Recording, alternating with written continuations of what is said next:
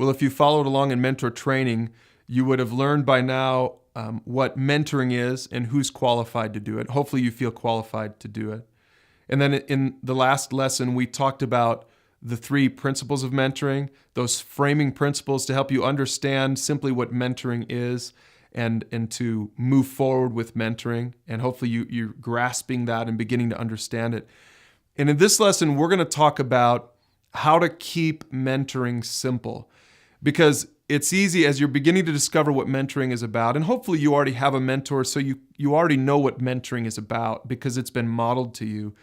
But in this lesson, we want to make sure that you understand how to keep mentoring simple. We don't think it's ever helpful to complicate anything. The more complicated something is, the less likely you're going to do it or do it well. And so we want to help you to understand how to keep it simple. 5 things we're going to talk about in this lesson. And the first thing is this: simply model. Simply model your pursuit of God for people. If you've got people in your small group and they're new to the small group, you probably don't want to just, jump all over them and start, sharing all this truth with them that they're not really ready for. You just want to simply model what a pursuit of God is all about. Talk about your quiet time. Talk about your marriage. Talk about your giving. Not in a condescending way. Just talk about it. Just simply model it. Maybe you have a neighbor that is far from God. They don't really want anything to do with God or the church.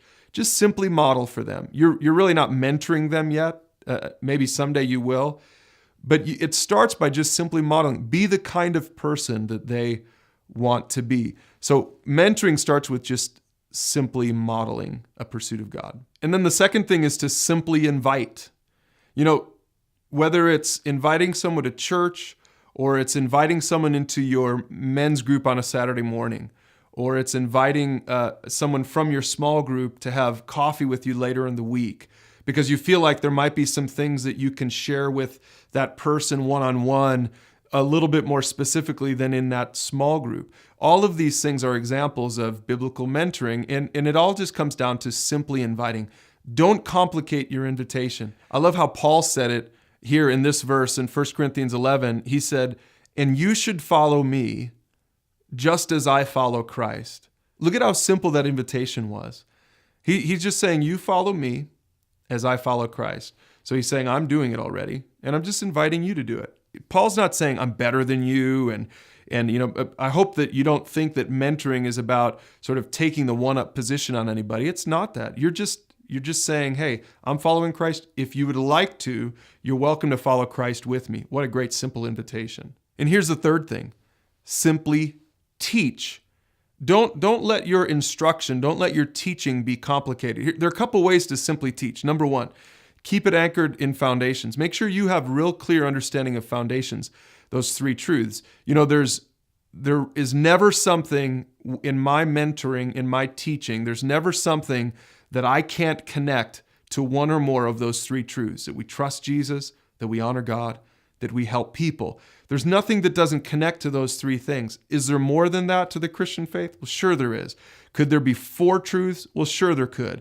But there are 3 because we want to keep it simple. We want to help you to simply teach. So make sure you understand foundations and look to connect it to that simple framework for the Christian life. But also keep it simple with your teaching by just learning how to use topics and series in the library. If you notice, our library online is organized by those 2 things. Topics are broader.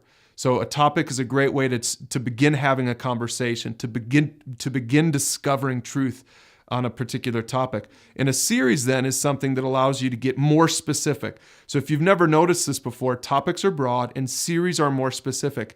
And use both of those things and use those to keep it simple so that what you're doing with someone else will be really easy for them to do in the next generation. And here's the 4th one: simply listen.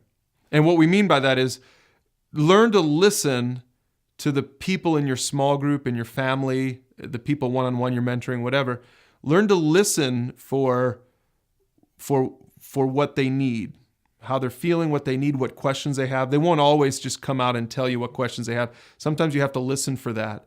So keep it simple and listen. Don't do all the talking. Make sure you're listening. When you're doing questions in step 2, listen to their answers. Don't just check it off. Say, okay, we did that question. Now I'm going to go to the next one. Learn to listen. Learn to listen. And more than that, simply listening means that you don't always do step 1 with them. So when you get together, let's say that you're doing a series and you're doing lesson 2 in a series, give the step 1 away to someone else in your group. Say, hey, when we get together, why don't you articulate step 1? Why don't you talk us through the talking points just for a few minutes? Let them do that. Give that away, and so that you're not dominating every conversation, every small group. Learn to simply listen. And here's the last thing for keeping your mentoring simple. Simply trust. And what I mean by that is trust that God cares about their pursuit of God more than even you do. Trust that God has more invested in this than even you do. So you need to do your part. Your part is to speak truth in love. But that's the only thing you can do. You can't go home with them and live with them 24/7. Well, I guess maybe with your kids, your part is a little bit broader. But even with your own kids, eventually they're going to be out of the house, and you will have to know that you could only do your part, and now they have to do their part. So that's where trust comes in. Everyone has a part to play. You have your part, speaking truth in love.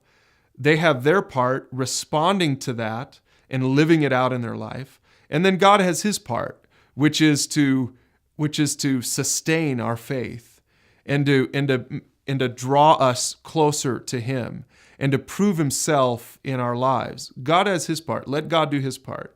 You do your part, let them do their part. Look how this is articulated in Deuteronomy 30. It says, today I've given you the choice between life and death, between blessings and curses. Now I call on heaven and earth to witness the choice you make. Oh, that you would choose life, so that you and your descendants might live. You can make this choice by loving the Lord your God, obeying him, and committing yourself firmly to him. This is the key to your life. As we help the people around us to pursue God, we can only do our part.